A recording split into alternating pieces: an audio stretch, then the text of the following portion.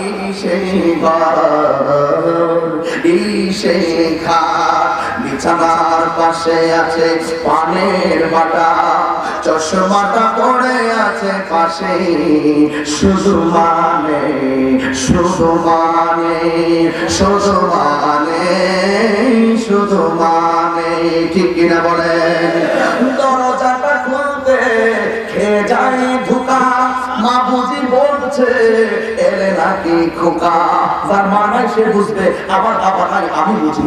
দরজাটা খুলতে খেয়ে যাই ধোকা, মা বুঝি বলছে এলে নাকি খোকা, বুকের ভিতরটা নড়ে চড়ে ওঠে, চোখ বেয়ে জল নেমে আসে, শুধু মানে, শুধু মানে, শুধু মানে, শুধু মানে, এই সেই ঘর, এই সেই খাট, বিছানার পাশে আছে পানির বাটা, চশমাটা পড়ে আছে পাশে, শুধু মানে, শুধু মানে।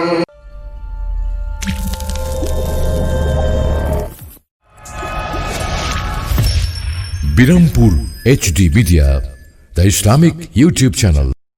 আমি আপনাদের সামনে কুরআনুল কারীম থেকে একটি আয়াত মুবারক তেলাওয়াত করলাম। আমার আল্লাহ রাব্বুল আলামিন বলেন, ইয়া আইয়ুহাল্লাযীনা আমানু দুখুলু ফিস সিলমি কাফা।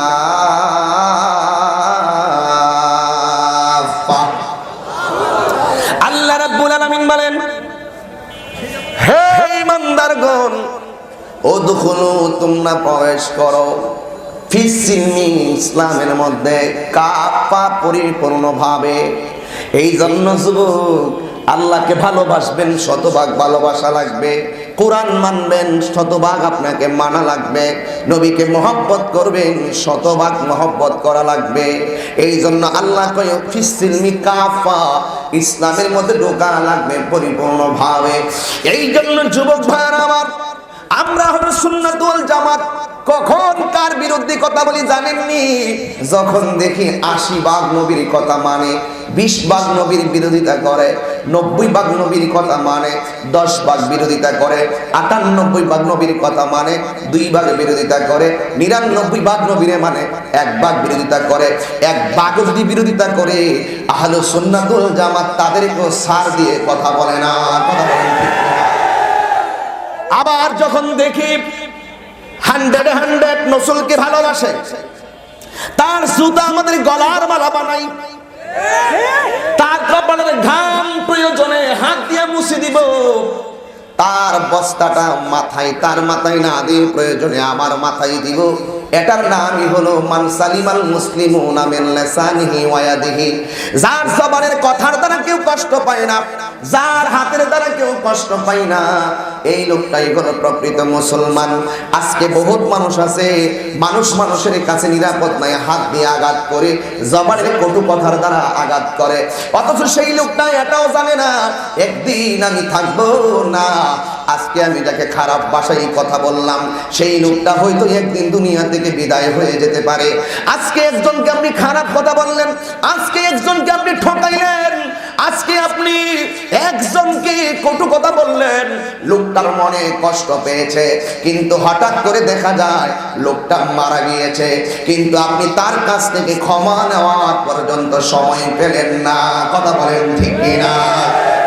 এই জন্য কাউকে কষ্ট দিতে মানা আছে। মান সালিমাল মুসলিমুনা মিন লিসানিহি ওয়া ইয়াদিহি, হাত দিয়ে কষ্ট দেওয়া যাবে না, জবানের কথার দ্বারা কেউ কষ্ট দিতে পারবেন না। কারণ হলো একটাই, কারণ আপনি তার কাছ থেকে ক্ষমা নেওয়ার সুযোগ নাও পেতে পারেন। গতকালও আমার একজন প্রশ্ন করছে, হুজুর মোবাইলের মধ্যে অনেকে ইমার্জেন্সি ব্যালেন্স আনে 30 টাকা, 50 টাকা, 55 টাকা। তখন এই ব্যালেন্সটা আনার পরে লোকটা যদি মারা যায়, তার ঋণটা কিভাবে শোধ করব? এই জন্য জবাব দেওয়া লাগবে কি লাগবে না?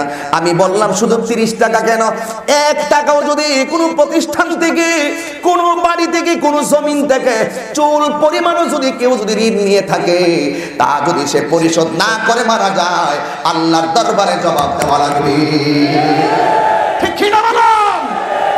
জন্য ব্যালেন্সটা আনতো সাবধানে আইনেন, ব্যালেন্সটা জানবেন এটাও সাবধানে আইনেন। কারণ এমন হতে পারে আপনি মারা যাওয়ার পরে আপনার নাম্বার লক হয়ে যেতে পারে, আপনার মোবাইলের ব্যবহার না হতে পারে, কিন্তু 50 টাকা যে ইমার্জেন্সি ব্যালেন্স আনলেন, কিন্তু এই ব্যালেন্সের পরিশোধ না করে যদি আপনি মারা যান আপনাকে জবাব দেওয়া লাগবে। আল্লাহর হাবিব বলেন আমার আল্লাহ সব মাফ করবে, কয়েকটার মধ্যে একটা জিনিস হলো বান্দার হক যারা নষ্ট করে আমার আল্লাহ রাব্বুল আলামিন তাদেরকে ক্ষমা করবে না। ঠিক কিনা বলে? একটু মাথায় ঢোকান আমি কি বলি, একটু বিবেচনা করেন আমি কি বলি। তাহিরের বিরুদ্ধে কথা তো হবে পরে, আগে দেখতে হবে তাহির কি বলে। ঠিক কি না বলুন? এই জন্য যুবক ভাইরা আমার, এই আমি বলেছিলাম কি যেমন মানুষের দৈনন্দিন রুটিন কেমন জানেননি, আজকে বাড়ি থেকে আসছেন, আমিও বাড়ি থেকে আসলাম, আবার বাড়ি যাব। বন্ধুরে আমার, আমি বাড়িতে যাব, আপনারাও বাড়িতে যাবেন। মানুষের জীবন কেমন জানেননি, মানুষের সিরিয়ালটা কেমন জানেননি।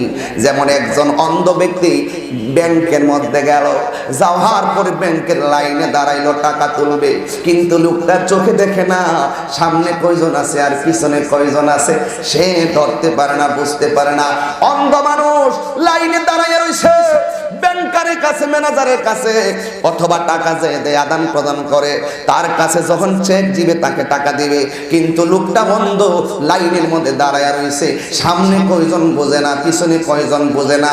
শেষ পর্যন্ত যখন তার সময় হয়, কেউ যদি তাকে ধরাইয়া দেয় তোমার সময় শেষ, তোমার সময়, তোমার এখন সিরিয়াল এসেছে, তখন সে তার চেকটা ব্যাংকারের কাছে দেয়, তখন ব্যাংকার তার টাকা দিল, কিন্তু মূলত সে চোখে দেখে না। কিন্তু মনে রাখবেন ওই যে অন্ধ লোকের হাতে টাকা দিল, টাকাটা কি আসল টাকা নাকি জাল টাকা সেটাও বলতে পারে না। এমন অন্ধ মানুষ লাইনে দাঁড়ায় রয়েছে, আবার টাকাটা কি আসল কিনা জাল সেটাও বলতে পারে না। বন্ধুরে এমন অন্ধের মতন পটিয়াতে তুমিও মরণের লাইনে দাঁড়ায় রইছো। এমন বোঝার চেষ্টা করবেন, হামতাম পরে করেন। যুবক ঠিক এমন ভাবে মরণের লাইনে নরসিংদী থেকে লাইনে দাঁড়ায় রইছেন, আপনার সামনে কয়জন আপনি জানেন না, আপনার পিছনে কয়জন আপনি জানেন না। আমি তাহিরি ওয়াজ করতেছি, আমার সিরিয়ালটা কত আমি জানি না, কিন্তু আপনিও জানেন না। আপনি অন্ধের মতন মরণের লাইনে দাঁড়াইয়া রইছেন, হুট করে আপনার সময় শেষ, হুট করে আপনার সময় শেষ, মালাকুল মউত আজরাইল আপনার সামনে হাজির হইয়া গেল, এখন আপনার রূহটা নিয়ে গেল, কিন্তু আপনাকে আমলনামা কি ডান হাতে আসবে নাকি বাম হাতে আসবে সেটাও আপনি জানেন না। ওই ব্যাংকার কাছে অন্ধ ব্যক্তি যেমন জাল টাকা আসল টাকা বুঝে না, মরণের সময় আপনি কি জান্নাতি না জাহান্নামী সেটাও বোঝার কোনো রাস্তা নাই। এই জন্য যুবক আপনার চোখ আছে, আপনার সব আছে, এই জন্য মালাকুল মউত আজরাইল আসার আগে আমরা আল্লাহর বিধানগুলো মানার দরকার আছে না না। মা আতাকুমুর রাসূলু ফাখুযুহু ওয়া মা নাহাকুম আনহু ফান্তাহু। আল্লাহর হাবিব আল্লাহর পক্ষ থেকে যা কিছু কল্যাণ করে নিয়েছেন তা আপনাদের গ্রহণ করা লাগবে, আর যা থেকে নিষেধ করেছেন তা থেকে আপনাদের দূরে থাকা লাগবে। তবে মনে করুন আপনার জীবনটা ধন্য হয়ে যাবে। কথা বলেন ঠিক কিনা? এই জন্য যুবক ভাইরা আমার, এই পটিয়া বাজার বলেন এবং নরসিংদী বলেন, সারা বাংলাদেশে নরসিংদীতে তো অনেক কাপড় এখান থেকে পাঠানো হয়, এখান থেকে দেওয়া হয়, কিন্তু একটা কথা, এই নরসিংদীতে অনেক সাদা কাপড় আছে না নাই? এই সাদা কাপড়, গায়ের মধ্যে সাদা কাপড় লাগাইছি, এই দেহের ভিতরে একদিন কাপড়ের কাপড়টা লাগবে। ও মুরব্বী, আমার পাশে একজন মুরব্বী বসে আছে, বাবা নাম কি? আব্দুল বাতেন পাঠান। আব্দুল বাতেন পাঠান, খুব সুন্দর নাম, আব্দুল বাতেন পাঠান। উনারে আমি একটু প্রশ্ন করি, ও আব্দুল বাতেন পাঠান, আপনি আপনার বয়স কত তো আমি জানি না, তবে 60 হতে 60-এর উপরে হতে পারে, কিন্তু আপনাকে প্রশ্ন করি আপনার মুখের দাড়িগুলো আগে কালো ছিল কিনা? তিনি বলবে হুজুর কালো ছিল। ও আব্দুল বাতেন ভাই রে, ও আমার ভাইজান, ও আমার দাদা জান, ও আমার নানা জান, ও আমার ভাইজান, ও আমার বাবা জান, যেই ডাকে ডাকি না কেন, আব্দুল বাতেন সামনে আমি একটু কামান করে প্রশ্ন করতে চাই, আপনার দাড়িগুলো তো অনেক কালো ছিল, আপনি এই দাড়িগুলো আজকে সাদা হলো, কিন্তু আপনার জীবনে দেখছেন বহুত রাস্তার পরিবর্তন, আপনার জীবনে দেখছেন অনেক রাস্তার পরিবর্তন, আপনার জীবনে দেখছেন অনেক ঈদগার পরিবর্তন, আপনার জীবনে দেখছেন অনেক মার্কেটের পরিবর্তন, আপনার জীবনে দেখছেন অনেক স্কুল কলেজ ভার্সিটির পরিবর্তন, আপনার জীবনে দেখছেন অনেকগুলো ফ্যাক্টরির পরিবর্তন, সব দেখলেন আর গট গট করে বললেন। এখন আপনার নিজের দিকে তাকান, ও আব্দুল বাতেন পাঠান গো, আমি আপনার কাছে একটু হিসাব মিলাইতে চাই, এতগুলো পরিবর্তন আপনি দেখছেন, আপনার কালো দাড়িগুলো কোন সময় সাদা হয়েছে আপনি টের পাইছেননি? তখন আব্দুল বাতেন পাঠান হু হু করে চোখের পানি ফালাইয়া, ও কামারপুরের মানুষ আওয়াজ করে বলে আল্লাহু আকবার। সব বলতে পারি আব্দুল বাতেন পাঠান সাহেব কেন হু হু করে চোখের পানি ফালাইলো জানেননি? হুজুর সব পরিবর্তন দেখেছি, কিন্তু আমার মুখের দাড়িগুলা কখন কোন সময় কোন সেকেন্ডে সাদা হয়েছে আমি বলতে পারি না। এই জন্যই যুবক সব জায়গা গোড়া লাগে না রে যুবক, আগে নিজের দিকে তাকাও। মান আরাফা নাফসাহু ফাকাদ আরাফা রাব্বাহু, যেই ব্যক্তি নিজে চিনতে পারছে গো, সে আমার আল্লাহ রাব্বুল আলামিনকে চিনতে পেরেছে।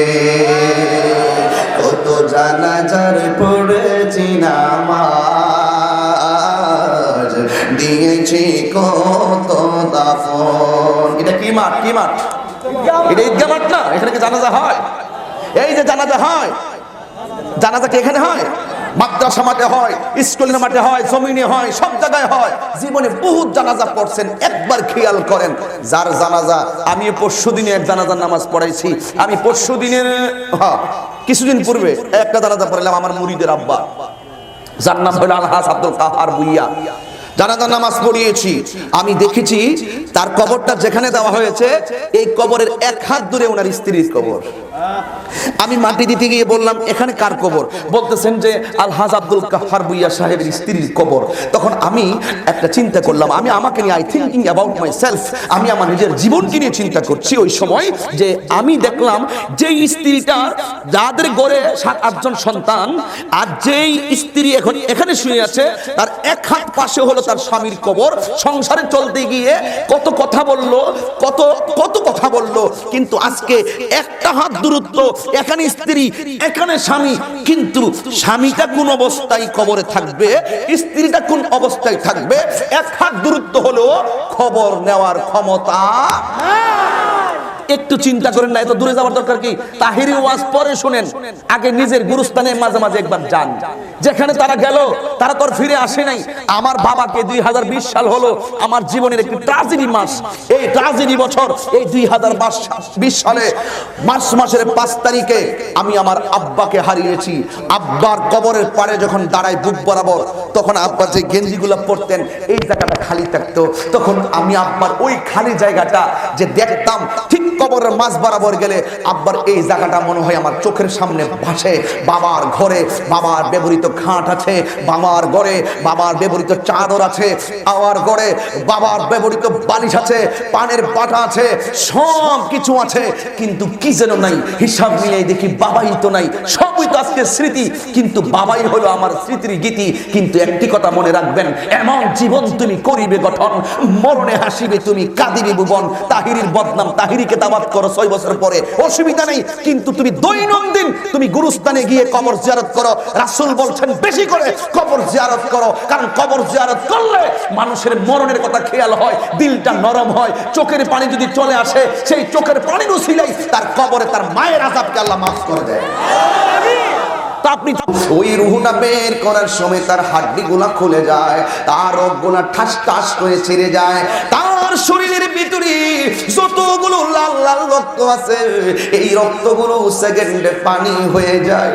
এবার যদি মরণের কালের বেচারাটাকে একটু পাইতাম, জিগাইতাম, ওরে জিগাইতাম, বন্ধু তোমার মরণের সময় কেমন লাগছে, ওই লোকটা আমারে জবাব দিয়া কইতো, তাহিরি বাইরে আগে যদি জানতাম,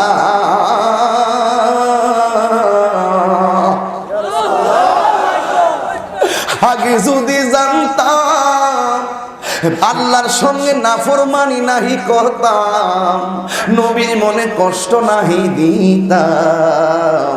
গাছ থেকে পয়রা হাত ভাঙ্গা গেলে প্লাস্টার করে, গাছ থেকে পয়রা পা ভাঙ্গা গেলে প্লাস্টার করে, এইগুলো ভাঙ্গা দেখা যায়। এর চাইতে কঠিন ভাঙ্গা হলো আজরাইল যখন রুহুটা বাইর কইরা নিতে আসে রে, হাড্ডিগুলা টাস টাস করে ভাঙ্গে, কেউ টের পাই না, রক্তগুলো পানি হয়ে কেউ টের পাই না, রক্তগুলো টাস টাস করে ছিঁড়া যায়, কেউ টের পাই না। এই ঘরের ভিতরে তোর ডানে বসে রয়েছে তোর সন্তান, বামে বসে রয়েছে তোর সন্তান, সামনে বসে আছে এলাকাবাসী, কিন্তু এত বিশাল বড় আজরাইল কোন সময় ঘরে ঢুকছে কেউ টের পাই নাই। সন্তান ডাক দিয়া কয়, আম্মা, আব্বা কেন কথা কয় না? মা ডাক দিয়া কয়, বাবা রে, তোর বাবা তো দুনিয়া থেকে বিদায় হয়ে গেছে। এত বড় আজরাইল কোন ফাঁকে ঘরের ভিতরে ঢুকলো, কোন ফাঁকে রুহুটা নিয়ে গেল, কেউ টের পাই নাই। আমার রুহু নিল, কেউ টের পাইবে না। আমার নবী ডাক দিয়া কই, উম্মতের দলের আগো,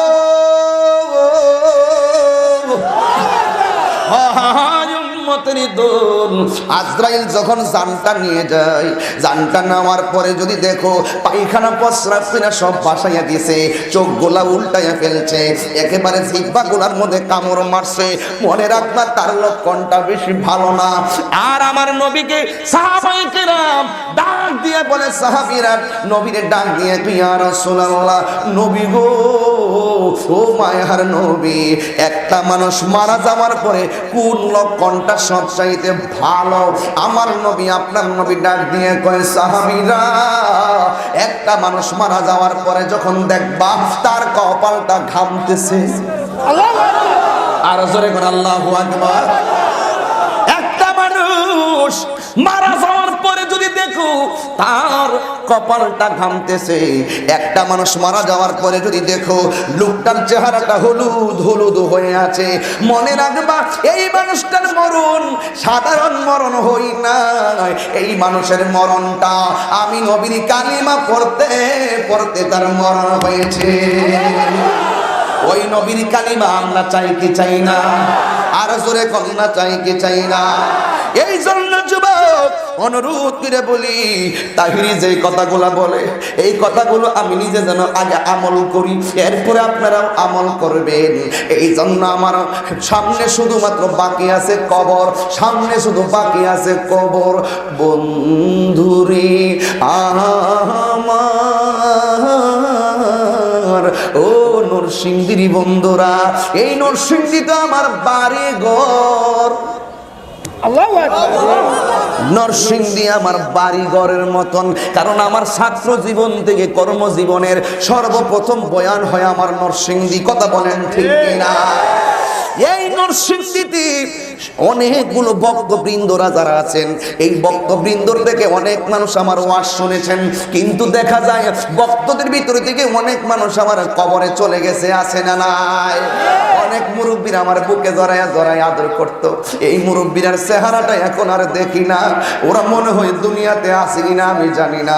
আল্লাহর কাছে একটা ডাক দিয়া কোন আল্লাহ, এ জবান দিয়া কো আল্লাহ, আর চিৎকার মেরে বলো আল্লাহ। আমি একটু দোয়া কইরা যাই, আল্লাহ এই দুনিয়ার মায়া মমতা ছাইরা যারা কবর দেশে গেছে গো, আল্লাহ তুমি তাদের কবরটারে জান্নাতের বাগান বানায়া দাও, জোরে কোন আমিন। এ যুবক অনুরোধ করে বলি, আজকের মাহফিলটা বাড়িতে নিয়ে যাইবেন। আজকের মাহফিলটা বাড়িতে আপনার নেওয়াই লাগবে। এই জন্য বলেছি, আমরা দুনিয়াতে কে কখন মারা যাবে আমরা বলতে পারি না। এই জন্য সদা সর্বদা মরণের কথা খেয়াল রাখাই লাগবে। আমার নবী, আপনার নবী বলেন, কেউ যদি দিনে রাইতে 20 বার মরণের কথা খেয়াল করে, আর ওই দিন যদি লোকটার মরণ হয়ে যায়, আমার আল্লাহ তার মরণটাকে শাহাদাতের মরণ দিয়ে দিবে।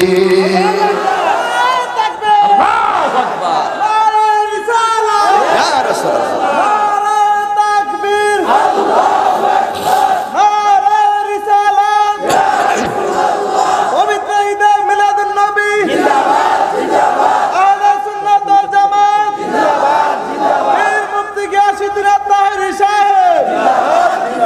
জবান খুলে কোন ইয়া রাসূলুল্লাহ।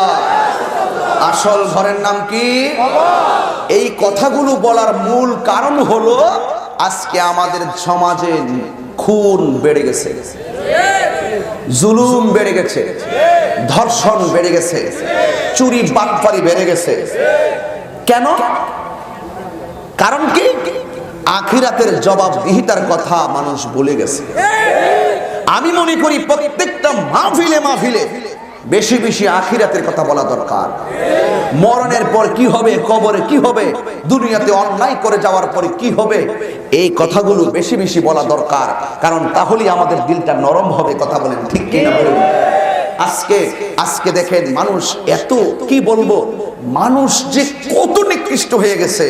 আজকে অন্যায় অত্যাচার, 10,000 টাকার জন্য রাতের অন্ধকারে ঘর থেকে বের করে এনে তাকে মেরে বস্তার ভিতরে ঢুকিয়ে তাকে পানির নিচে পুঁতে রাখা আছে না নাই বলেন? ওরা যদি জানতো খুন করা কত গুনাহ, ওরা যদি জানতো মানুষকে খুন করা কত গুনাহ, তাহলে সে কোনোদিন একটা মানুষকে টাকার জন্য খুন করতে পারতো না, আধিপত্য বিস্তারের জন্য খুন করতে পারতো না।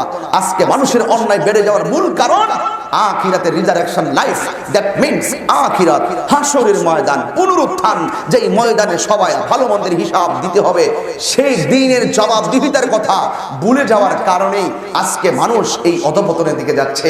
আমি তো মনে করি, একজন লোক আমাকে প্রশ্ন করেছিলেন, তাহিরি হুজুর এত ওয়াজ করতেছেন 17 বছর ধরে, আমরা শুনি আপনি নাকি বছরে 700-800 মাহফিল করেন। তো এতগুলো মাহফিল যে করেন, দিনে রাত্রে মিল না 3টা-4টা করে মাহফিল করেন, এই মাহফিল দিয়া কেডা কি হইছে, মাহফিল দিয়া কি উপকার হইছে, মাহফিল দিয়া কি লাভ হইছে? আমি বলবো এরা সুবিধাবাদী বান্দা না। মাহফিল দিয়া কি হইছে জানতে চাও? এই পটিয়ার মাহফিল থেকে জেনে যাও, কামারপুরের মাহফিল থেকে জেনে যাও, নরসিংদীর মাহফিল থেকে জেনে যাও। উলামায়ে কেরাম যদি দিন রাত পরিশ্রম করে কুরআন সুন্নাহর দাওয়াতগুলো রন্ধ্রে রন্ধ্রে, গাতে গাতে, ময়দানে ময়দানে না দিত, তাহলে এই সারা বাংলাদেশ নর্তকী আর নাস্তিক মুরতাদদের আড্ডাখানা হয়ে যেত, আড্ডাখানা হয়ে যেত।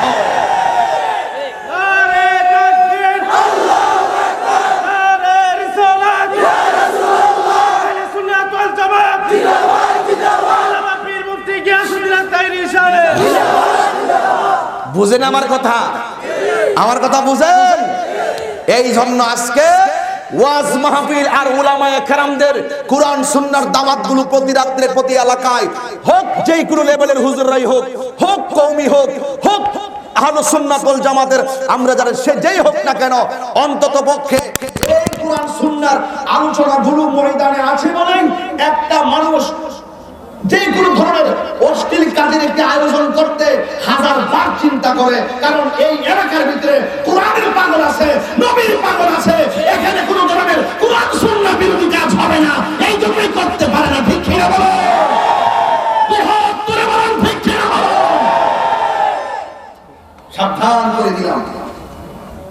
এই জন্য কোরআন সুন্নাহর কথা যত চলবে, আল্লাহর পথে মানুষ যত চলবে, সেই এলাকার ভিতরে আল্লাহর রহমত আসবে। ঠিক কিনা বলেন? আজকের এই করোনার প্রাদুর্ভাবে মাত্র 3 দিন আগে দাওয়াত রেখেছি, এই যে প্যান্ডেল ছাড়া হাজার হাজার মানুষ এসেছেন। আপনারা কি রূপ দেখতে আসছেন? জি না। তাহিরি দেখতে আসছেন? জি না। তাহিরি রাসূলের পক্ষে কথা বলবে, কি বলবে শুনবো, আমল করব। তাহিরি নিজেও আমল করবে, এই জন্যই এসেছেন। তবে একটি কথা বলি, আমরা বারবার অনেককে বুঝিয়ে দিয়েছি, আমরা সুন্নিরা যখনই শুনি কোথাও ইয়া রাসূলুল্লাহর মাহফিল হয়, তখন আমরা ঘরে বসে থাকি না, আমরা আবার আমার সঙ্গে এসে হঠাৎ করে প্রমাণ করে দিয়ে গেলাম আমরা সুন্নিরা জিলাপি খাওয়াই না, সুন্নি নয়।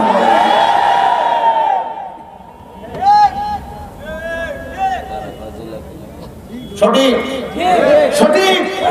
আমি সরাসরি প্রতি মাহফিলে কওমীদেরকে বলি, তাদেরকে আমি বলি একটা কথাই বলি, হয়তো আমাকে বুঝাই আপনাদের দলে নিয়ে নেন, আর না হয় আপনারা বুঝে আমাদের দলে আসেন।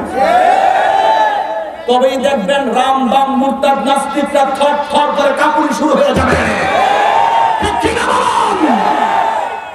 দেখো না ফ্রান্সে আমার নবীর বিরুদ্ধে ব্যঙ্গচিত্র করেছে, সর্বদলীয় মুসলমানদের যত ইসলামিক দল আছে সব ময়দানে চাপিয়ে নেমে পড়েছে।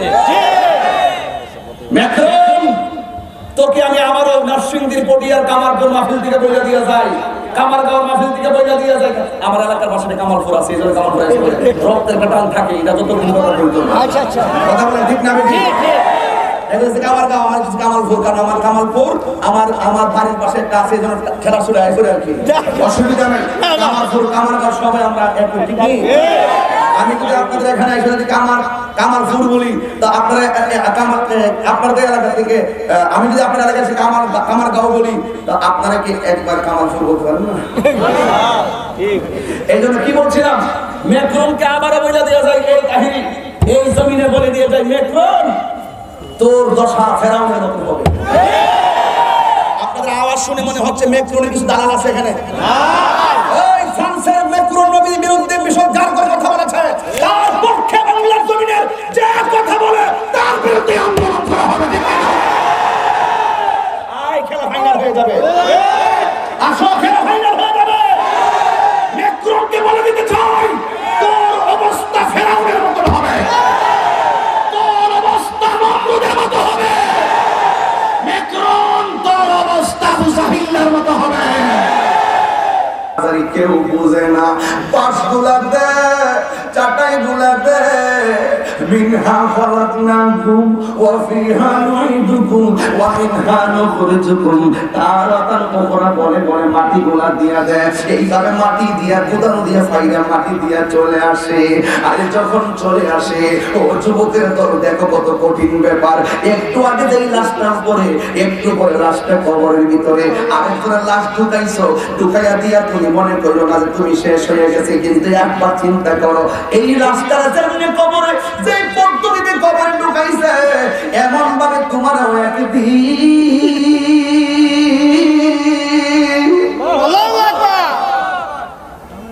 কবরের মধ্যে নামাইয়া দিব, কিন্তু কবরে তোমার কি অবস্থা হবে দুনিয়ার কেউ জানবে না। এই কবরের ভিতরে বেঈমান হয়ে যদি তুমি কবরে যাইবা, তোমার জিগাইব তোমার কবরে কে হবে গো আপন, ওই লোকটার মুখ দিয়ে কোনো কথা আসবে না। ওই লোকটা কইলো শুধু কইবো লা আপনি আমি জানি না। যদি বলা হয় মারবার প্রকাশে বলা আপনি আমি জানি না। যদি কই আমার দিনও কাতলা আমি জানি না। ওয়া কুনতা তাকুলু ফি হককে আদার রাজুল, সে বলবে আমি জানি না। শুধুমাত্র জানি না, কবরে গিয়া জানি না করলে বাঁচতে পারবা না। তোমাকে জানাই লাগবে, যদি জানো না বলবা জাহান্নাম থেকে একটা শুরু করে দেওয়া হবে, এমন জোরে একটা আগুনের তাপ ঢুকবে। আমার নবী বলেন বেঈমান হয়ে কবরে গেলে কয়েকটা শাস্তি হবে ভয়ঙ্কর। এর মধ্যে একটা শাস্তি হলো কবরের ডান পাশের মাটিগুলা এক প্রান্তে চলে যাবে, বাম পাশের মাটিগুলা আরেক প্রান্তে চলে যাবে। আমার নবী আপনার নবী বলেন দুই পাশের মাটিগুলো এমন জোরে তারে চাপা মারবো, ডান পাশের মাটিগুলো বাম পাশের মাটি, ডান পাশের হাড্ডিগুলো বাম পাশের হাড্ডির ভিতরে ঢুকে যাবে, বাম পাশের হাড্ডিগুলো ডান পাশের হাড্ডির ভিতরে ঢুকে যাবে। আমার নবী কোন যখন মাটিটা তারে যখন চাপা মারবো, তুলার মতন বডিটা নরম হয়ে যাইব, একেবারে গুঁড়া বানায়া ফেলবো রে। এবার ওই লোকটা এমন জোরে একটা চিৎকার মারলো। এখন প্রশ্ন করতে পারেন তাহির হুজুর, কবরে কেন মাটি চাপা দিবে, তার কারণটা কি? কেন দিব জানেননি? ওই যে মাটির উপরে থাকতে আপনি আল্লাহর সঙ্গে নাফরমানি করেছেন, মাটির উপরে থাকতে নবীর সঙ্গে নাফরমানি করেছেন। আল্লাহ কইছে তুমি চুরি করিও না, আপনি চুরি করছেন। আল্লাহ কইছে আপনি ডাকাতি করেন না, ডাকাতি করছেন। আল্লাহ বলছে তুমি সুদ খাইও না, মাটির উপরে থাকতে তুমি সুদ খাইছো। আল্লাহ বলছে তুমি ঘুষ খাইও না, মাটির উপরে থাকতে তুমি ঘুষ খাইছো। আল্লাহ বলছে তুমি মার করে যাই লাঠি মাইরো না, তুমি দুনিয়া থেকে মা বাবার মনে কষ্ট দিয়েছো। এই জন্য মাটির উপরে থাইকা নাফরমানি করছো, মাটি প্রতিশোধ দিব তোমার কবরে। আমার নবী বলে দুই পাশের মাটিগুলা যখন তারে চাকা মারবো, ওই কবর পাশে এমন জোরে একটা চিৎকার মারবো। আমার নবী ডাক দিয়া আল্লাহ আকবার জোরে হবে। আমার নবী ডাক দিয়া কই উম্মতের দলেরা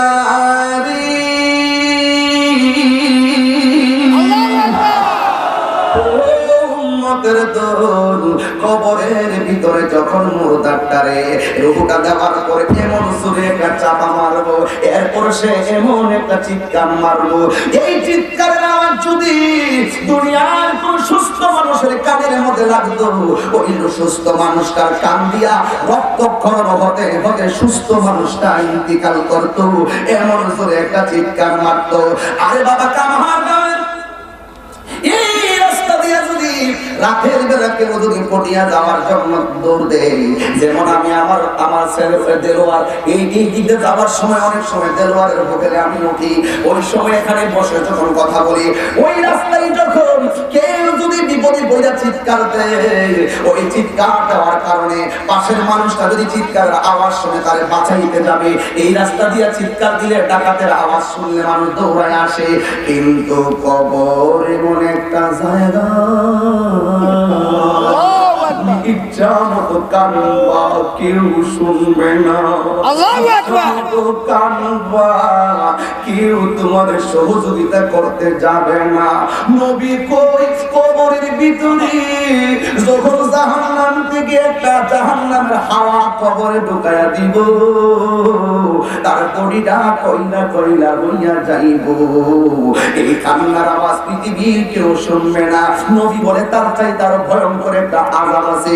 আমার আল্লাহ এখানে একটা ফেরেশতা পাঠাইবো তারে মারবার লাইগা।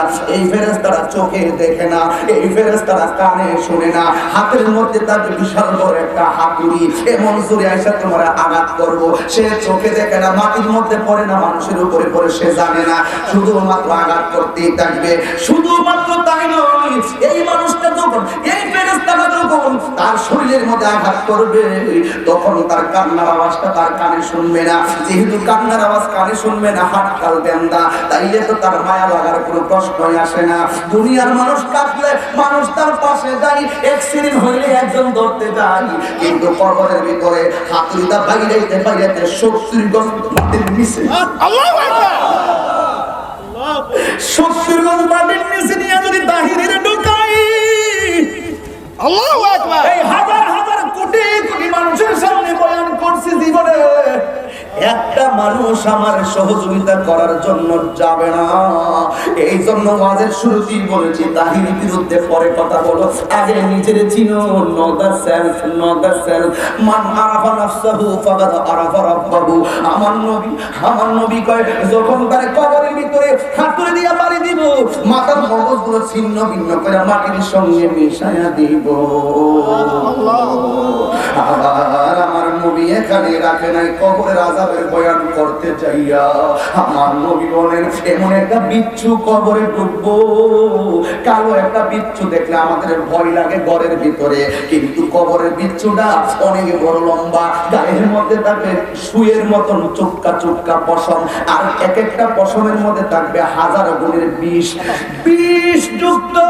এই বিচ্ছুটা যখন বডির মধ্যে যখন পেস মাইনা দিব, শরীরটারে পুরা কেটলাইয়া ফালাইব, পচাইয়া গলাইয়া মাটির সঙ্গে মিশাইয়া দিব। এমন ভাবে কবরে তোমার আযাব আর আযাব।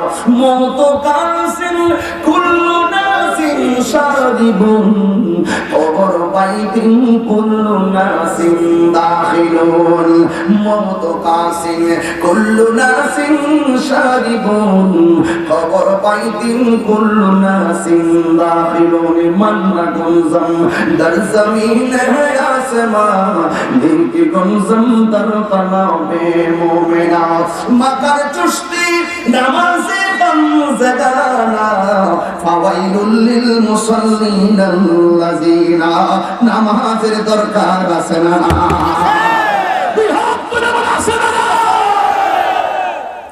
এই জন্য কবর আযাব অপেক্ষা করতেছি এই কবরের আযাব থেকে বাঁচতে গেলে মানুষ হয়ে যাওয়া লাগবে কবরে গেলে কোনো এমপির দোহাই চলবে না কবরে গেলে কোনো মন্ত্রী দোহাই চলবে না কবরে গেলে কোনো ধরনের হুজুরের দোহাই চলবে না কবরে গেলে কোনো ধরনের নেতার দোহাই চলবে না কবরে গেলে কোনো ধরনের পিসাবের দোহাই চলবে না আরে বাবা কবরে যাবে তোমার সম্পদ দুইটা একটা হলো ঈমান আর একটা হলো নেক আমল কথা বলেন ঠিক কি এই জন্য যুবক অনুরোধ করে বলি আমার নবী বলেন কবরের ভিতরে আরেকটা ভয়ঙ্কর শাস্তি আছে কই কি কই কবরের শাস্তি হলো একটা সাপ আল্লাহ কবরে ঢুকায় দিব এই সাপটার দৈর্ঘ্য হলো 450 কিলোমিটার লম্বা ওই সাপের মুখের মধ্যে একটা দাঁত থাকবে দাঁতগুলো থাকবে 70 গজ লম্বা চোখগুলো থাকবে জাহান্নামের আগুন চাইতে দুনিয়ার আগুনের চাইতে 70 গুণ লাল লাল চোখ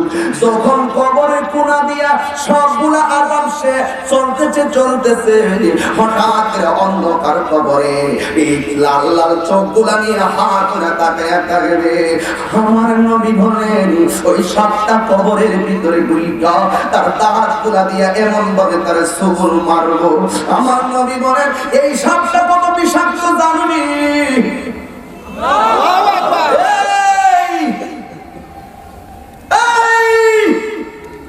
এই নরসিংদীর জমিনে 20 হাত একটা সাপ থাকলে পত্রিকায় আসবে 20 হাত একটা সাপ থাকলে টেলিভিশনে নিউজে আসবে আর কবরের সাপটা হলো 450 কিলোমিটার লম্বা কি বুঝলাম কি বুঝলাম 450 কিলোমিটার লম্বা আমার নবী বলেন এই সাপটা কবরের ভিতরে নাভির মধ্যে সুবুলটা দিব প্রথম এখন বলবেন তাহিরে হুজুর কপালে সবল দিবে না মুখে সবল দিবে না নাভির মধ্যে কেন সবল দিব জানোনি এই নাভি দিয়া শয়তান ভিতরে প্রবেশ করে এই জায়গাটাকে কেন তুমি এই জায়গাটা কেন বন্ধ করলা না ঈমান আর আমল দিয়া প্রেম দিয়া কেন জায়গাটারে বন্ধ করলা না কারণ হলো জানোনি আমার নবী রাহমাতুল লিল আলামিন হায়াতুন নবী জিন্দা নবী বলেছেন একটা মানুষ অতি সহজে বেহেশতে যাবে যদি সে লজ্জাস্থানটাকে হেফাজত করে কথা বলেন ঠিক না ঠিক আমি আর ভেঙ্গে বলতে পারবো না এবার আমার নবী বলেন ওই 450 কিলোমিটার লম্বা ওই সাতটা চোখের আয়েশার নাভির মধ্যে আসবল মারবো এমন জোরে সবল দিব রে 70 গজ মাটিতে ঢুকাইয়া দিব এই সাপের বিষটা কেমন জানোনি আমার সমাজের ভিতরে পানক সাপে বেশি ভয় পা তার সাপে বেশি ভয় পাই কথা বলেন ঠিক কিনা ওই সাপটাতে এই সাপের বিষ কেমন জানোনি আমার দেশের পানক সাপ যারে কামড় দেয় সে মরে কিন্তু ওই সাপটা যদি দুনিয়াতে আইসা একবার শ্বাস ফালাইতো সারা পৃথিবীর গাছপালা গুলো বিষের সব ধ্বংস হয়ে যেত এমন বিষাক্ত সাপ আওয়াজ করে বলুন আল্লাহর ধরা কি নরম না শক্ত ইন্না বাতশা রাব্বিকা লাশাদীদ আল্লাহু আকবার নিশ্চয়ই আল্লাহর ধরা অনেক শক্ত এই জন্য কবরই প্রথম স্টেশন হলো এয়ারপোর্ট এই এটা হলো সীমান্ত এলাকা ওই কবরে যদি যে সেভ হয়ে যাবে হাসর তার জন্য সহজ হয়ে যাবে কথা বলেন ঠিক কিনা এই জন্য আমার রাসূল বলেন একদিন নয় দুই দিন নয় এইরকম হাজার হাজার বছর কবরের ভিতরে শোয়া থাকবে এই জন্য যুবক এই কবরে তো একদিন না দুই দিন না কত বছর থাকবে তুমিও জানো না যদি তুমি ঈমানদার হইবা আমার আল্লাহ বলবে ও ফেরেশতারা জান্নাতের ভিতরে যাও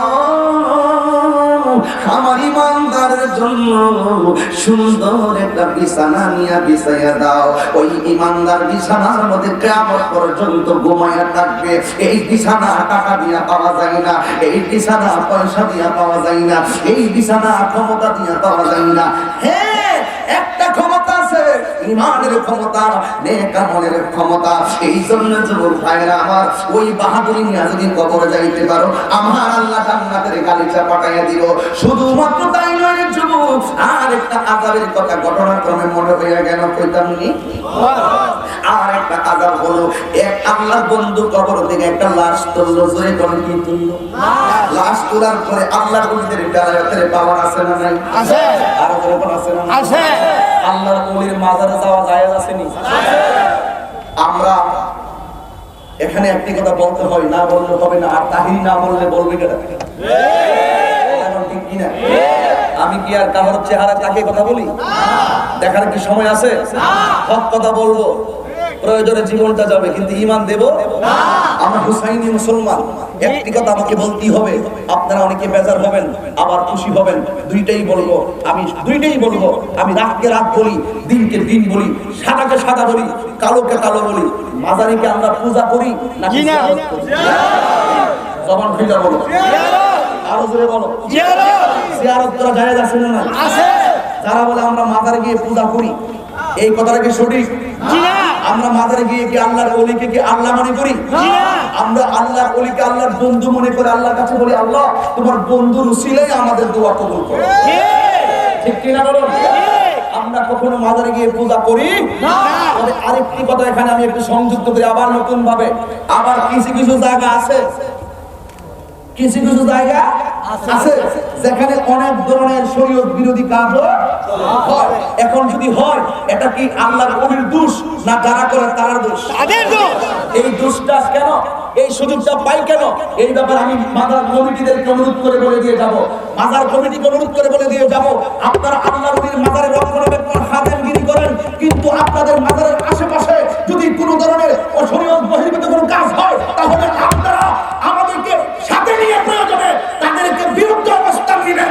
মাজারকে সমস্ত শরীয়ত বিরোধী কাজ থেকে রক্ষণাবেক্ষণ করতে হবে। এই জন্য মাথা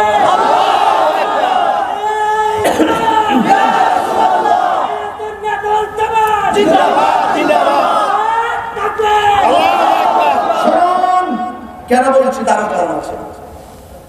মসজিদে গেল জুতা ঝুল, মুসল্লি বেশে গেল নামাজ পড়তে। কি পড়তে গেল? নামাজ পড়তে। মসজিদে মুসল্লি গেল নামাজ পড়তে, হঠাৎ করে দেখে ইমাম সাহেবের জুতাগুলো কে যেন চুরি করে নিয়ে গেল। এখন কি অথবা মুসল্লির জুতা চুরি করে নিয়ে গেল, দোষ কি ইমাম সাহেবের নাকি চোরের? যদি কেউ এরকম অসামাজিক কার্যকলাপ করে, যদি আপনারা দেখেন, আমরা দেখি, মাজার কমিটি দেখে, আমরা সকলে সমানভাবে সেই জায়গাকে সুন্দর রাখার জন্য আমরা আপ্রাণ চেষ্টা করে যাব ইনশাআল্লাহ।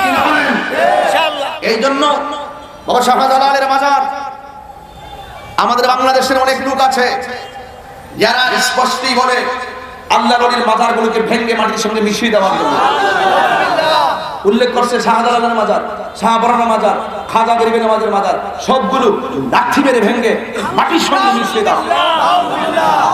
এই কথাগুলো উস্কানি, এই কথাগুলো কি এই কথাগুলো উস্কানি। এই সমস্ত কথা বলা বন্ধ করুন। আমরা নিজেরই যথেষ্ট। আমার লাইফে আমি তো অনেক ব্যস্ততার কারণে অনেক মাজার জিয়ারত করতে যেতেও পারি না। অনেক জায়গায় যেখানে আবার কিছু কিছু জায়গা আছে অনর্থক ভাবে সেটাকে বিভিন্ন ধরনের মাজারে রূপান্তরিত করে, বিভিন্ন ধরনের ধান্দা পর্যন্ত করে লেগে গেছে। আসলে নাই বলে এই দিক দিয়ে এলাকাবাসী সোচ্চার, সামাজিক প্রতিরোধ গঠন করতে হবে। কেন বলছি শুনেন, আজকে বিশ্বাস করেননি? আচ্ছা, তো লাশ যখন তুললেন, আল্লাহর বন্ধু দেখতেছেন তার কোমর থেকে নিচ পর্যন্ত জাহান্নামের আগুন, একেবারে জাহান্নামের আগুন দিয়ে দাউ দাউ করে জ্বলতে জ্বলতে কোমর থেকে নিচ পর্যন্ত একেবারে আংরা হয়ে গেছে। আল্লাহর বন্ধু জিজ্ঞাসা করে, তোমার এই হালত কেন? সে বলল, হুজুর, আমি যতদিন দুনিয়াতে ছিলাম, একদিন শুধুমাত্র আমার আম্মা আমাকে বলছিল এই কাজটা করার জন্য, আমি আমার আম্মার কাজটা করি নাই। দ্বিতীয়বার বলল আমি করি নাই। তৃতীয়বার বলল আমি করি নাই। শেষবার যখন আমাকে বলছে আমার মাথাটা নষ্ট হয়ে গেছে, আমি তখন রাগ করে ফেললাম, আমি আমার এই পা দিয়ে আমার আম্মাকে লাথি মারছিলাম। নাউজুবিল্লাহ, জোরে বলেন না। আমি আম্মাকে কি মেরেছিলাম? লাথি মেরেছিলাম। যখন লাথি মেরেছিলাম তখন আমি ইন্তেকালের পরে আমার যে আযাবটা হচ্ছে একমাত্র আমার মায়ের মনে কষ্ট দেওয়ার কারণে। তো প্রমাণ পেয়ে গেলাম কবরের আযাবের ভিতরে মা মনে কষ্ট দিলে আযাব আছে না নাই? আছে। আরো জোরে আছে না নাই? এই যুবক, আজকের মাহফিলে 60% না 70% যুবক। যুবক তোমাকে বলছি, তাহিরের কাছে মুড়ি ধুইবা, তাহিরের কাছে মুড়ি ধুইয়া তাহিরের আব্বা আব্বা করবা, আর শোল মাছ আর বাজার শোল মাছ নিয়ে আর লাউ হয়ে আমার বাড়িতে যাইবা, আর খাসি নিয়ে কইবা যে আব্বা এটা আমি লাগে আনছি, আর তোমার মা বাবারে কষ্ট দিবা। আর আমার বাড়িতে যাই আপনার মা বাপকে বাপনা ডাকিয়া তোমার মা বাবার মুখে হাসি না ফুটাইয়া আমার মুখে হাসি ফুটাইবার লাগা লাউ আর কবি নিয়ে আর লাউ নিয়ে আর শোল মাছ নিয়ে আমার বাড়িতে যাইবা। তোমার মতন মুরিদ আমি তাহিরি দরকার নেই। কথা পরিষ্কার, আমাদের জায়গা পরিষ্কার। একলা বলছি না, হাজার মানুষের দায়িত্ব নিয়ে বলছি যে এই মুরিদ তার বাপ করে লাথি মাইরা পিসাবের সম্মান, পিসাবকে মহব্বত দেখাইতে যায়, সেই মুরিদ তাহিরি ফরিজিয়া দরবারে প্রয়োজন নাই। ঠিক কি না বলেন? সোজা কথা বলছি, ডাইরেক্ট কথা বলছি। মা বাবা মনে কষ্ট দিয়ে তুমি হজ করলে কাজ হবে না। আমার আওয়াজ শুনবেন, আর হাক্কু মুররুন, সত্য দিতা লাগে মুরিদ সব গেলে গেছে বলা। এরপর আমি বলবো আমি তাহিরি যেহেতু মায়ের দোয়া নিয়ে ঘর থেকে বের হয়, বাড়িতে গিয়ে মাকে দেখে একটু শুইতে যাই। আজকে দেখেন আমার বাবা নাই, মাসের 5 তারিখে আমার বাবা মারা গেল। এই 2020 সালে আমার বাবা যখন যেই রুমটা থাকতো, এই রুমটা কখনো বিদ্যুৎ লাগাইতো না, এই রুমটা খোলা রাখতো। আব্বা জানে আমি যত রাত্রি যাই দরজাটা ধাক্কা দিব, দিয়ে আব্বার একটু দেখি ঘুমাইছি কিনা, মাথায় একটু হাত বুলাই। আজকে আমি বাড়িতে যাই, দরজাটা ঠিকই দেখি, কিন্তু আমার বাবা নাই, আমার বাবা চলে গেছে। যুবক, এই মুরব্বিটারে কোনোদিন চোখের পানি ফেলায় কান্দাইস না। এই মুরব্বিটা সেই মুরব্বি যে তোর পরীক্ষার ফি, পরীক্ষার ফর্ম ফিল আপ, রেজিস্ট্রেশন, সমস্ত সেশন ফি তোর আব্বাটা তোকে বুঝতে দেয় নাই, ঋণ করে এনে হলো তোকে পরীক্ষার ফিটা দিয়েছে। আর মনে মনে একটা স্বপ্ন লালন করেছে, আমার ছেলে অনার্স করবে, আমার ছেলে মাস্টার্স কমপ্লিট করবে, আমার ছেলে বিসিএস ক্যাডার হবে, আমার ছেলে একদিন অনেক বড় হবে। আজকে তুমি ওই বাবার দোয়ায় অনেক বড় হয়েছো। বাবা কান্দে, কান্দেন কেন? ওই সন্তানকে অনেক কষ্ট করে অনেক বড় করেছি, কিন্তু আফসোস হলো সেখানে আমার ছেলে আছে ঢাকায় 5 তলা বিল্ডিং এ বিশাল বড় অফিসার, আর আমি আছি বৃদ্ধাশ্রমে। এমন সংসার সমাজে আছে না? আছে। তোর টাকার উপর আমি লাথি মারি, তোর চাকরির উপর আমি লাথি মারি। যেই সন্তান কোটি টাকা নিয়ে 5 তলা বিল্ডিং এ ঘুমাবি, আর তোর বাবা থাকে বৃদ্ধাশ্রমে, তুই সমাজের সবচাইতে কলঙ্কিত সন্তান। ওই সন্তান সবচাইতে সফল কাম, যেই সন্তান কোন রকম ভাবে টাকা রুজি করে মাকে নিয়ে ভাঙ্গা করে থাকে। আর ওই সন্তান সবচাইতে কুলাঙ্গার, যে কোটি টাকা রুজি করে নিজে বিল্ডিং এ থাকে আর বাপ মাকে বৃদ্ধাশ্রমে রাখে। তোর সম্পদ আর তোর চাকরির উপর থুবে না। আমি তোমাকেই বলছি আজকে যুবক বাড়িতে যাইবা, কিন্তু আজকে কয়েকটা কথা বলে দেই। বাড়িতে গিয়ে যদি মা বেঁচে থাকে, মা পায়ে দিলে মাপ চাবি। যুবক, আমি নিজে বলছি মায়ের পায়ে ধরে বলবে, মা আমি ভুল করেছি, আর ভুল করবো না। তোমার মা যখন প্রেগন্যান্সি ছিল, আমাদের বাংলাদেশে 2টা পদ্ধতিতে সন্তান প্রসব হয় এখন বর্তমানে। একটা হলো সিজারে, আর একটা হলো নরমাল ডেলিভারি। সিজারে হলেও তুলা দিয়ে ভেসাইয়া সন্তানটাকে মায়ের বুকে দেয়, আবার নরমাল ডেলিভারি হলেও সন্তানটাকে রক্ত মাখা শরীর নিয়ে মায়ের বুকে দেয়। আসুন না একটু নার্সকে জিজ্ঞেস করি, নার্স আপনি সন্তানকে তুলা দিয়ে পেঁচিয়ে তাকে আলাদা জায়গায় না রেখে মায়ের বুকে কেন দিলেন? শুনো কেন দিয়েছি, আমি একটা মায়ের জাত, আমার অভিজ্ঞতা থেকে বলছি। দাইমাকে প্রশ্ন করেন, দাইমা আপনি সন্তানটা ভূমিষ্ঠ হওয়ার পরে রক্তমাখা শরীর নিয়ে সন্তানকে কেন মায়ের বুকে দিলেন? ওই দাইমা দায়িত্ব নিয়ে তিনি বলেন, শোনো সন্তান যখন পেটে থাকে, মা যখন খেতে বসে হঠাৎ করে তল পেটে লাথি মারে, মা খেতে পারে না, রেখে দেয়। সন্তান যখন পেটে থাকে, মা তখন ঘুমায়, হঠাৎ করে ঘুম ভেঙে যায়। কেন? সন্তান পেটে লাথি মেরেছে, ঘুম ভেঙে গেছে। মাকে যদি প্রশ্ন করো তোমার দিন কেমন চলছে, মা তখন বলবে, হুজুর আগে যদি জানতাম সন্তান পেটে নিলে এত কষ্ট, কোনদিন সন্তান নিতাম না। যখন ভূমিষ্ঠ হওয়ার পথ হয়, তখন মাকে জিজ্ঞাসা করো তোমার কেমন লাগছে। কোন সময় আল্লাহকে বলছি, আল্লাহ এত কষ্ট সন্তান প্রসব করা, আমাকে তুমি মরণ দিয়ে দাও। এই কথা চিন্তা করে মা বেহুশ হয়ে যায়। তাই মা বলেন, সন্তান কেন মায়ের বুকে দিছি শুনো। অবন্ধরে সন্তান নরমাল ডেলিভারি হয়ে গেল। তোমার মাকে প্রশ্ন করো, মা ও মা, আমি যখন তোমার পেটে ছিলাম আমার তাই মা হিসাবে কে ঘরে আসছিল? মা বলবে তোর চাচি আসছিল, তোর খালা আসছিল। এখন একবার জিজ্ঞাসা করো, ও আম্মা, আমি যখন ভূমিষ্ঠ হয়েছিলাম তখন কেমন লাগছিল? মা ডাক দিয়া বলেন, ওই সময় আল্লাহরে কইছে, আল্লাহ আমার দুনিয়া থেকে নিয়ে যাও, আমার সন্তানটারে তুমি নিও না। ও দাইমা, এখন আপনারা প্রশ্ন করি, সন্তান যখন ভূমিষ্ঠ হয়েছে গো, তখন মায়ের অবস্থাটা কেমন ছিল? ওই তোমার মায়ের অবস্থাটা কেমন ছিল শোনো। রক্তক্ষরণ হতে হতে ঘন্টার পর ঘন্টা প্রসবের যুদ্ধ করতে করতে ভূমিষ্ঠ হওয়ার পরে তোমার মা বেহুশ হয়ে পড়ে গেছে। ধাক্কা দিয়ে তুলতে পারি নাই, কথা বলে সজাগ করতে পারি নাই, বেহুশ হয়ে অচেতন অবস্থায় পড়ে আছে। মায়ের মাথার মধ্যে পানি দিলাম, হুঁশ হয় না। শেষ পর্যন্ত কানের মধ্যে মুখটা লাগাইয়া যখন বলছি তোর ঘরের ভিতরে সুস্থ সুন্দর একটা সন্তান হয়েছে, দেখা যায় তখন ঠোঁটটা লাড়াচাড়া করে। আমরা তারিমা হইয়া তোর মায়ের মুখের ভাষাটা বুঝতে পেরেছি। তোর মা যেন মুখের ভাষায় বলতেছে, সন্তানটা আমার কোলে দেয়। খোদার কসম করে বলি, হাজার হাজার কোটি কোটি মা মৃত্যুর সঙ্গে পাঞ্জা লইয়া সন্তান ভূমিষ্ঠ করায়, কিন্তু ওই সন্তান মা ভূমিষ্ঠ সন্তান যখন ভূমিষ্ঠ হয়ে যায়, মা বেহুশ, কোন ডাক্তার কবিরাজ ভালো করে না। ওই অন্ধা আন্ধার ঘরের ভিতরে যখন মায়ের কোলের মধ্যে সন্তানটা বুকে দিয়ে দেয়, মা ডাক দিয়া বলে, ও জগৎবাসী, আমার সন্তান ভূমিষ্ঠ হওয়ার সময় আমি বেহুশ হয়ে গিয়েছিলাম। আমার সন্তানটাকে যখন আমার বুকের মধ্যে দিয়ে দিল, আমার হাজার প্রসব বেদনা সেকেন্ডে দূর হয়ে গেছে। আমি জবান করে আল্লাহু আকবার। এই সেই ঘর, এই সেই খাট, বিছানার পাশে আছে পানের বাটা, চশমাটা পড়ে আছে পাশে, শুধু মানে শুধু মানে শুধু মানে শুধু মানে, ঠিক কিনা বলেন? দরজাটা খুলতে খেয়ে যাই ধোকা, মা বুঝি বলছে এলে নাকি খোকা। যার মা নাই সে বুঝবে, আমার বাবা নাই আমি বুঝি। দরজাটা খুলতে খেয়ে যাই ধোকা, মা বুঝি বলছে এলে নাকি খোকা। বুকের ভিতরটা নড়ে চড়ে ওঠে, চোখ বেয়ে জল নেমে আসে, শুধু মানে শুধু মানে শুধু মানে শুধু মানে। এই সেই ঘর, এই সেই খাট, বিছানার পাশে আছে পানির বাটা, চশমাটা পড়ে আছে পাশে, শুধু মানে শুধু মানে।